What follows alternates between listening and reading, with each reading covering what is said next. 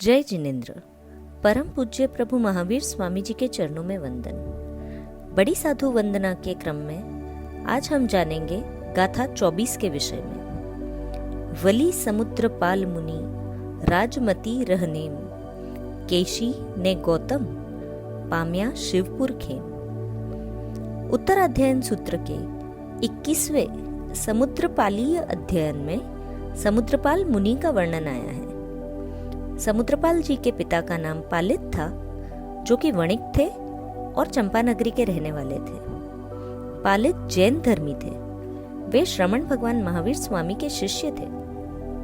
निर्ग्रंथ प्रवचन में विशेष पंडित थे, अर्थात जीव अजीव आदि तत्वों के विशेष ज्ञाता थे। पालित व्यापार करने के उद्देश्य से पिहुंड नामक नगर में पहुंचे, जहां के एक व्यापारी ने उनके श्रावक गुणों से आकर्षित होकर अपनी कन्या का विवाह उनके साथ कर दिया। पालित श्रावक व्यापार का कार्य पूर्ण करके अपनी गर्भवती स्त्री को साथ में लेकर जब स्वदेश लौट रहे थे, तब समुद्र यात्रा करते समय ही उनके पुत्र का जन्म हुआ। समुद्र में बालक का जन्म हुआ, इसीलिए उसका नाम समुद्रपाल रखा गया। जब बालक बड़ा हुआ, पुरुष की 72 कलाएं सीखकर यौवन अवस्था को प्राप्त हुआ, तब पिता ने उसका विवाह रुक्मिणी नामक सुंदर कन्या के साथ कर दिया। किसी समय अपने भवन में बैठे हुए समुद्रपाल ने रक्त चंदन, कनेर की माला आदि मृत्यु चिन्हों से युक्त एक अपराधी पुरुष को मारने के लिए फांसी के स्थान पर ले जाते हुए देखा। उस अपराधी को देखकर समुद्रपाल संवेग को प्राप्त हो गए। वे इस प्रकार सोचने लगे कि अहो, अशुभ कर्मों का अंतिम फल पाप रूप ही होता है।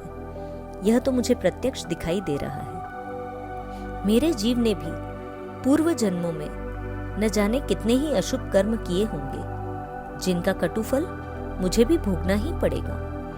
वर्तमान में मैं सांसारिक सुखों में आसक्त होकर नए नए कर्मों का बंध कर रहा हूँ।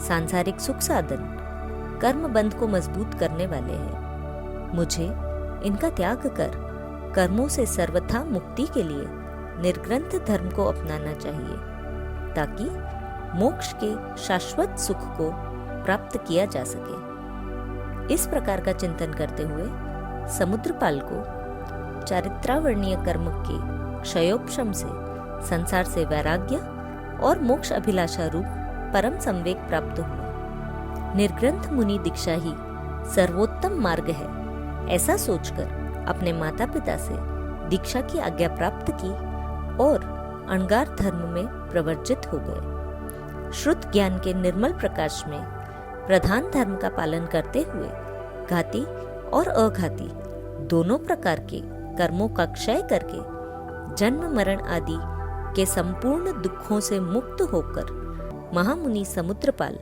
मोक्ष गति को प्राप्त हुए। धन्यवाद।